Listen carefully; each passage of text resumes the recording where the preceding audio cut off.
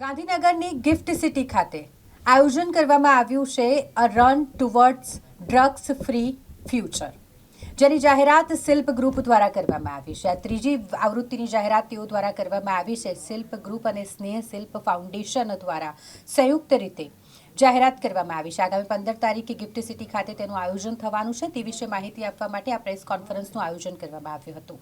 ખાસ કરીને જ્યારે તેઓની આગલી બે આવૃત્તિ જેને અવિશ્વસનીય સફળતા મળી હોય ત્યારે આ ત્રીજી આવૃત્તિની જાહેરાત તેઓ દ્વારા કરવામાં આવી છે. તેનો એક જ ઉદ્દેશ્ય છે કે તમામ જે નાગરિકો છે તેઓને આ ડ્રગ્સ ફ્રી ભારત કરવાની મુહિમમાં જોડી શકાય અને તેઓને તંદુરસ્ત કરી શકાય માટે આ આયોજन કરવામાં આવ્યું છે. मैं विंग कमांडर धर्मेंद्र शर्मा हूँ. मैं एक रिटायर्ड एयरफोर्स अफसर हूँ. 2015 में मैं रिटायर हुआ और मैंने अपनी एक organisation a responsible citizen foundation start की थी. सर, इस रनिंग में आपका क्या महत्व रोल क्या है सर?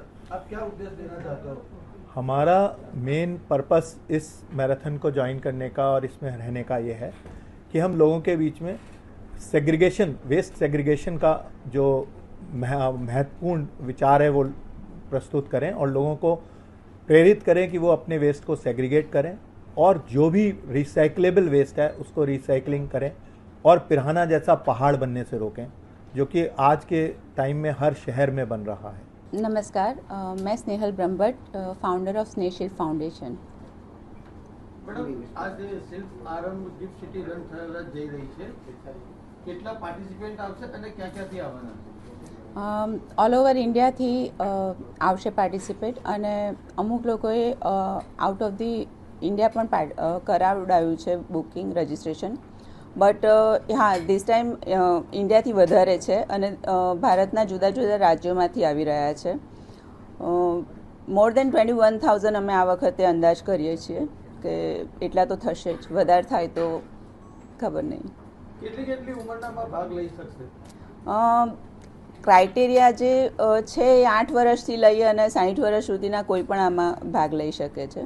ઉંમર વાઇઝ કોઈ રનિંગની કે કોઈ કિલોમીટરમાં કોઈ એવો તમારા તરફથી કે કોઈ રનિંગમાં રાખવામાં આવી છે?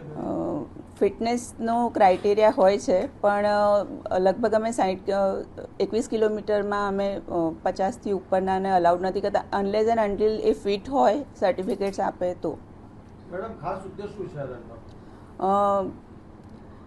ડ્રગ ફ્રી ફ્યુચર તરફ જવાની દોડ જે અમારા મતલબ નામમાં જ છે, running for drug free future. અને ખાલી એટલું જ નથી કે આની કે યુથને ડ્રગ ફ્રી કરવું પણ કેવી રીતે, ખાલી કહી દેવાથી યુથ ડ્રગ ફ્રી નથી થઈ જવાનું. એના માટે ફિટનેસ છે કે એમને બીજા વ્યસન આપવા કે આ વ્યસનોમાંથી મુક્ત થાય. પણ બીજા એવા કયા વ્યસન, જેમ કે હેલ્થ છે, ફિટનેસ છે, યોગ છે, જે આપણા સંસ્કૃતિમાં વર્ષોથી છે, તો સંસ્કૃતિથી વધારે નજીક લઈ જઈ અને ફિટનેસ તરફ એ લોકો વધારે પ્રેરિત થાય ત્યારે જ એ લોકોને આવા દૂષણોથી દૂર કરી શકાશે. માટે જ અમે લોકો મેરેથોન આયોજિત કરીએ છીએ. અને મેડમ, કેટેગરી વાઇઝ, ઉંમર વાઇઝ પ્રાઇઝ કેવી રીતના આપવામાં આવશે વિનર્સને? એનું આખું ટેકનિકલ અમારા સુરીજી છે એ કરતા હોય છે, કારણ કે એમને જ મરજીથી અમે લોકો પ્રાઇઝ વધારી પણ દઈએ છીએ અને એ કેટેગરી વાઇઝ જ ડિસ્ટ્રીબ્યુશન થતું હોય છે. તો વધારે ડિટેલમાં તમને એ જ આપી શકશે.